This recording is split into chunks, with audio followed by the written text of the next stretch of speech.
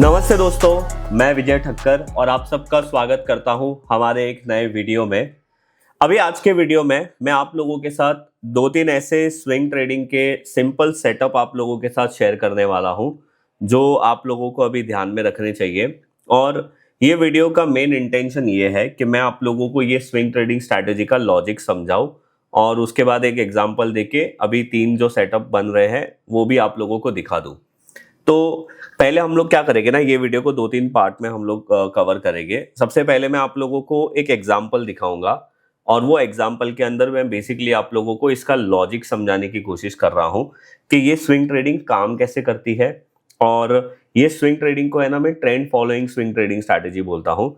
तो जब मार्केट में या स्पेसिफिक वो स्टॉक में ट्रेंड होगा तब ये स्विंग ट्रेडिंग स्ट्रैटेजी बहुत अच्छी तरीके से काम करेगी, और जब समझो ट्रेंड नहीं होगा तब ये स्ट्रैटेजी काम नहीं करेगी। वो जो विपसॉज वाले पार्ट होते हैं या साइडवेज वाला मार्केट हो जाएगा या फिर मार्केट कंटिन्यूसली नीचे गिर रहा है तो शायद ये स्विंग ट्रेडिंग स्ट्रैटेजी काम नहीं करेगी। ये इसका ड्रॉबैक है। बट इसका फायदा क्या है और ये काम कैसे करती है पहले वो आप लोगों को समझाता हूँ। तो अभी आप लोग जो स्क्रीन पे देख रहे हो ना, ये मैं एक मिनट के लिए अपनी वॉच लिस्ट को हाइड कर देता हूँ। ये यहाँ पे LTF का मंथली टाइम फ्रेम का चार्ट फ्रेम है, मंथली टाइम फ्रेम का चार्ट है। और बेसिकली मैं आप लोगों को मंथली टाइम फ्रेम क्यों बता रहा हूँ, अभी आप मुझे बोलोगे विजय भाई आप तो स्विंग ट्रेडिंग की बात कर रहे हो तो मंथली टाइम फ्रेम क्यों देखना है। तो देखो, trend following swing trading strategy में मेन हमारा कॉन्सेप्ट ये है कि लॉन्गर टर्म टाइम फ्रेम में हम लोग चार्ट का एक अप ट्रेंड को पकड़े और उसके बाद उसके अंदर लोअर टर्म टाइम फ्रेम में आके, मतलब डेली टाइम फ्रेम में आके हम स्विंग ट्रेड को एग्जीक्यूट करें। तो अभी यहाँ पे आप देखो, ये LTF का मंथली टाइम फ्रेम का चार्ट है और ये पास्ट एग्जांपल है, मैं आप लोगों को समझाने के लिए बता रहा हूँ। इसने अपने 2017 का जो रेजिस्टेंस है वो यहाँ पे अटेम्प्ट किया था ब्रेकआउट करने के लिए, ब्रेक नहीं हुआ। But in the month of June 2025 आप यहाँ पे देख सकते हो इसने वो लेवल ब्रेक किया। अब जनरली अगर कोई स्टॉक लॉन्गर टाइम फ्रेम के अंदर एक मल्टी ईयर रेजिस्टेंस ब्रेक करता है तो जनरली उसका ट्रेंड फिर ऊपर ही होने वाला रहता है। तो यहाँ पे ही हमारा ये स्विंग ट्रेडिंग के लिए स्टॉक सिलेक्ट हो गया। अभी एक बार आपने ये स्टॉक को सिलेक्ट कर लिया मंथली टाइम फ्रेम में या वीकली टाइम फ्रेम में, जो भी आपको कंफर्टेबल लगे, उसके बाद ट्रेड एग्जीक्यूट करने के लिए आप लोगों को डेली टाइम फ्रेम में आना है। और डेली टाइम फ्रेम में हमें क्या करना है, जैसे यहाँ पे इसका ब्रेकआउट हुआ उसके बाद ये स्टॉक थोड़ा ऊपर गया, इसने यहाँ पे रेजिस्टेंस बनाया। तो अभी हमारा काम क्या है कि अभी इसके हर रेजिस्टेंस को हमें मार्क करना है। जैसे ये रेजिस्टेंस को हमने मार्क किया, फिर ये रेजिस्टेंस, यहाँ पे दो बार रेजिस्टेंस बने थे, इसने यहाँ पे ऊपर जाने की कोशिश की थी, फेल हो गया, वापस इसने यहाँ पे ऊपर गया, प्रॉपर ऊपर चला गया, फिर ये फेल नहीं हुआ। उसके बाद ये एक रेजिस्टेंस बना, उसके बाद अगर आप देखोगे ये एक रेजिस्टेंस बना था, फिर ये एक रेजिस्टेंस बना, उसके बाद ये एक रेजिस्टेंस बना, और अभी एक बार लास्ट मैं बता देता हूँ ये वाला रेजिस्टेंस। तो बेसिकली आप यहाँ पे एक चीज नोटिस कर रहे हो, मैं क्या कर रहा हूँ, लॉन्गर टर्म टाइम फ्रेम के अंदर आके स्टॉक को सिलेक्ट किया कि भाई इसका लॉन्ग टर्म ब्रेकआउट हो गया और अभी there is a high possibility कि ये अप ट्रेंड की तरफ ही जाने वाला है। फिर शॉर्टर टाइम फ्रेम के अंदर, मतलब मेरा लॉन्ग टाइम फ्रेम है वीकली या मंथली और शॉर्टर टर्म टाइम फ्रेम है मेरा डेली। डेली के अंदर आके मैं प्रीवियस स्विंग हाई को मार्क कर रहा हूँ और जैसे स्टॉक अपना प्रीवियस स्विंग हाई ब्रेक कर रहा है मैं अपने ट्रेड को इनिशिएट कर सकता हूं। तो देखो, सबसे पहले तो उसने यहां पे किया था। अब अगर मैंने यही कैंडल के लो का स्टॉप लॉस लगाया होता जो ब्रेकआउट कर रहा है वो, तो मेरा ये वाले ट्रेड में स्टॉप लॉस हिट हो जाता। बट उसके बाद देखो ये नेक्स्ट कैंडल जब इसने यहाँ पे ब्रेकआउट किया, अगर मैंने इसके कैंडल के लो पे स्टॉप लॉस लगाया होता और उसके रिस्क टू रिवॉर्ड के हिसाब से 1:3 या 1:2 के हिसाब से ट्रेड किया होता तो यहाँ पे मेरा वो ट्रेड कंप्लीट हो गया। उसके बाद जब भी ये स्टॉक ने अपना प्रीवियस स्विंग हाई ब्रेक किया है, ये स्टॉक की एक अपसाइड मोमेंटम कंटिन्यूसली बनी रही थी। यही एक स्ट्रैटेजी है, इसके अलावा ये स्ट्रैटेजी में कुछ भी नहीं है। अभी यहाँ पे मेन कॉन्सेप्ट क्या है, डाउ थियरी का। जनरली कोई स्टॉक अगर लॉन्गर टाइम फ्रेम में एक ब्रेकआउट करता है तो ऐसा माना जाता है कि वो अभी अप ट्रेंड में चलने वाला है। और अप ट्रेंड में क्या होता है, higher high higher low, higher high higher low, higher high higher low. तो हम लोग क्या कर रहे हैं, प्रीवियस हायर हाई ब्रेक होने पे हम लोग एंट्री कर रहे हैं और जो कैंडल ब्रेकआउट कैंडल होगा जो प्रीवियस हायर हाई को ब्रेक कर रहा है, प्रीवियस स्विंग हाई को ब्रेक कर रहा है, हम लोग उसके लो का स्टॉप लॉस लगाते हैं और उसके अकॉर्डिंगली समझो अगर 10 पॉइंट का स्टॉप लॉस है तो 30 पॉइंट का या 20 पॉइंट का हमने टारगेट कैलकुलेट कर लिया। ये मैं आप लोगों को एक बेसिक चीज समझा रहा हूं। तो यही पूरा कॉन्सेप्ट है ये स्विंग ट्रेडिंग का, और उसके हिसाब से मैंने अभी कुछ स्टॉक को शॉर्टलिस्ट करके रखा है। मैं यहाँ पे वॉच लिस्ट में आपको दिखाता हूँ। ये बेसिकली एंजल का जो ट्रेड वन प्लेटफॉर्म है ना, वो मैं यूज कर रहा हूँ। अभी यहाँ पे देखो, ये तो LTF मैंने आप लोगों को एग्जाम्पल के लिए दिखाया था।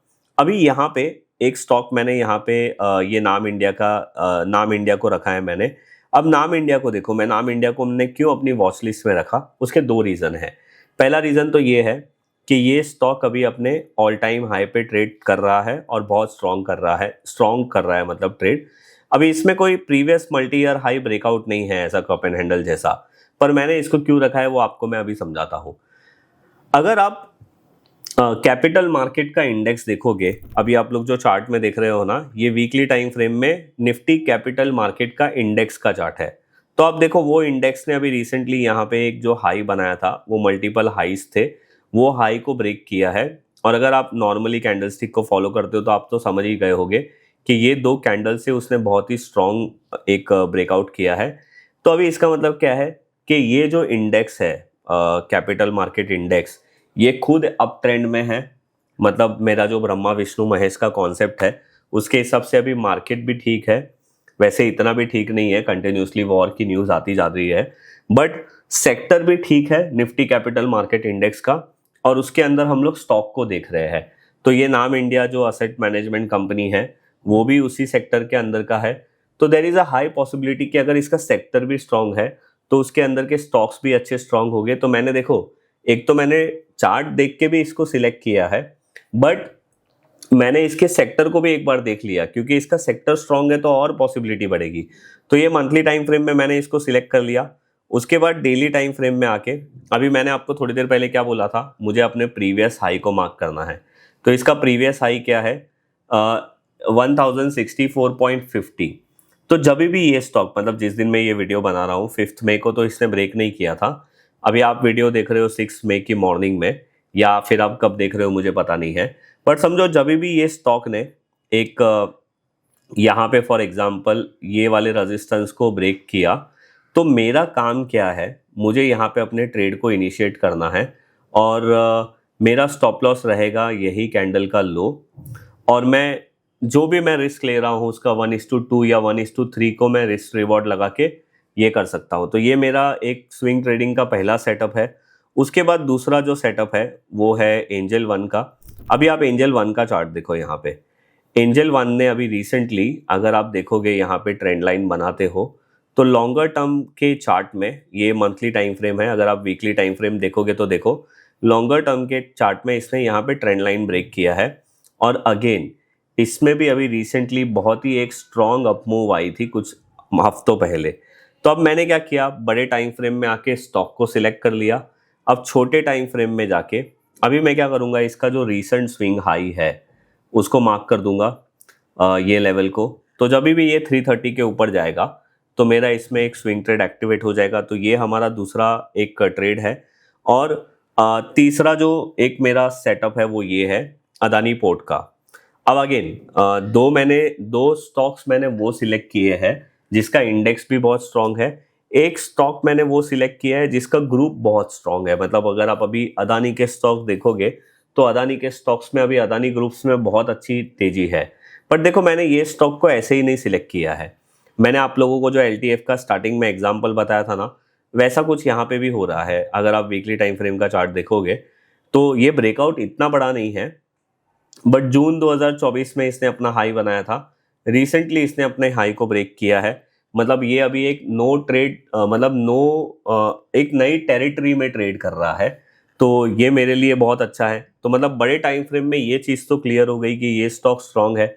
अब मैं क्या करूँगा, डेली टाइम फ्रेम में आऊँगा। अभी देखो, अभी तक इसने स्विंग बनाया नहीं है। अभी तो ये जस्ट ऊपर आके एक ही रेड कैंडल बनाया है। समझो अगर इसने 2-3 और रेड कैंडल बनाया और ये नीचे आया और फिर यहाँ पे एक स्विंग हाई बनता है फॉर एग्जांपल, और फिर ये यहाँ से अगर अपने प्रीवियस स्विंग हाई को ब्रेक करता है, तब मेरा ट्रेड एक्टिवेट होगा। खैर अभी तक अदानी पोर्ट में स्विंग हाई बना नहीं है, और मैं स्विंग हाई नहीं बना इसीलिए बोल रहा हूँ क्योंकि अभी तक कोई खास कैंडल नीचे बने नहीं है। तो ये एक अदानी का हो गया। और एक हम लोग स्टॉक देख लेते हैं। ये स्टॉक है आदित्य बिरला सन लाइफ AMC। अब देखो अगेन मैंने ये स्टॉक को भी क्यों सिलेक्ट किया आप समझ गए होंगे। इसका जो ऑल टाइम हाई है वो ये था और इसका IPO के टाइम पे 2021 में हाई ये था और रिसेंटली ये है।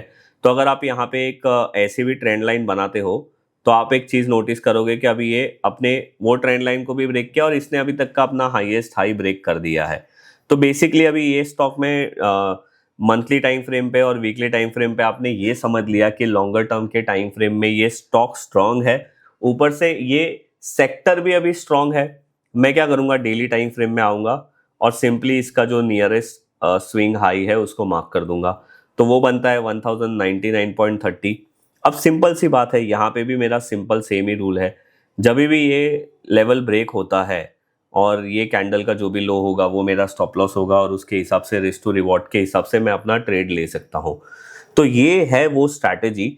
और यहाँ पे देखो एक नेस्ले करके भी स्टॉक है, अगर आप नेस्ले का मंथली टाइम फ्रेम का चार्ट देखोगे या वीकली टाइम फ्रेम का चार्ट देखोगे तो आप यहाँ पे देखो ये स्टॉक ने भी अभी रिसेंटली अपने ऑल टाइम हाई को ब्रेक किया है।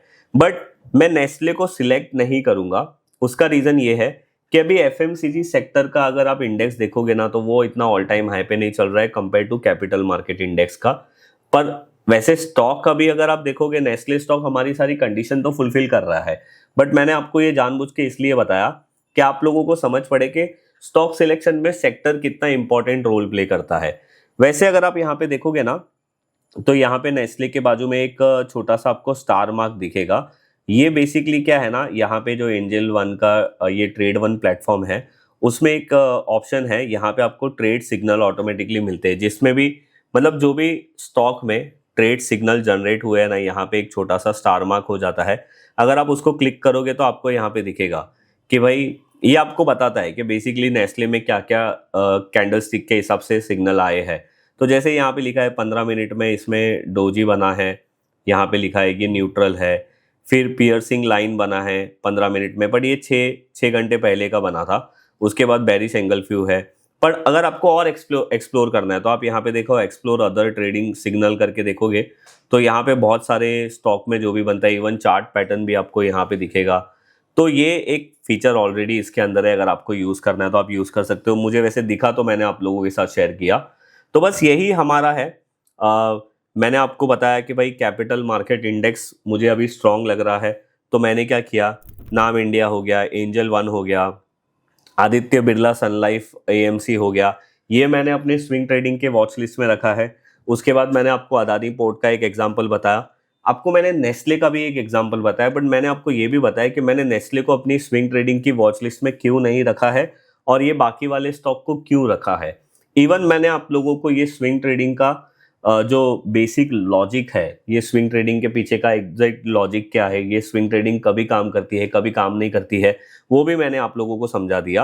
अभी समझो आपको अगर इसमें और फिल्टर लगाना है, फॉर एग्जांपल आपको ऐसा लगता है कि आपको विपसॉ से बचना है, तो आप इसमें और फिल्टर लगा सकते हो। डेली टाइम फ्रेम में आके कोई मूविंग एवरेज लगा सकते हो कि भाई ये मूविंग एवरेज के नीचे अगर स्टॉक है तो भले ये बाय सिग्नल भी दे रहा है ना तो भी मैं ट्रेड नहीं करूंगा। वो फिल्टरेशन का मैं आपके ऊपर छोड़ूंगा, आप भी मुझे नीचे कमेंट्स करके बताना कि हम ये स्विंग ट्रेडिंग स्ट्रैटेजी में जो विपसॉज है उसको कैसे अवॉइड कर सकते हैं कोई फिल्टर लगा के। तो ये था आज का हमारा ये वीडियो। आई होप आप लोगों को हमारा ये वीडियो अच्छा लगा होगा। तो अगर आप लोगों को हमारा आज का ये वीडियो अच्छा लगा है तो आप हमारे वीडियो को लाइक कर सकते हो और हमारे वीडियो को शेयर जरूर करिए अपने एक फ्रेंड के साथ। और ये जो स्विंग ट्रेडिंग की वॉच लिस्ट है ना, जैसे मैंने अभी आप लोगों को कैपिटल मार्केट इंडेक्स और कैपिटल मार्केट इंडेक्स के रिलेटेड के स्टॉक्स बताए, ये मैं हर हफ्ते ये अपडेट करते रहता हूँ। बिकॉज ज़रूरी नहीं है कि अभी कैपिटल मार्केट इंडेक्स के स्टॉक अच्छे चल रहे हैं तो अगले हफ्ते या अगले महीने भी यही अच्छे चलेंगे। तो हमारी स्विंग ट्रेडिंग की वॉच लिस्ट है ना, उसको कंटिन्यूसली हम लोगों को अपडेट करते रहना चाहिए। एटलीस्ट हफ्ते में 1-2 बार हम लोगों को देखते रहना चाहिए कि जो स्टॉक हमने एक हफ्ते पहले सिलेक्ट किए थे वो स्टॉक अभी भी स्ट्रांग है या नहीं है। अगर वो स्ट्रांग है तो आप अपना स्विंग ट्रेड उसमें कंटिन्यू करिए, अगर वो स्ट्रांग नहीं है तो वो स्टॉक को हटाइए, कोई दूसरा स्टॉक को रिप्लेस कर दीजिए उसके साथ, जिससे आपके नंबर ऑफ स्टॉप लॉस जो है वो कम हिट हो। तो आई होप आप लोगों को मज़ा आया होगा। मैं मिलूंगा आप लोगों को ऐसे ही कोई नेक्स्ट वीडियो में, तब तक के लिए बाय बाय।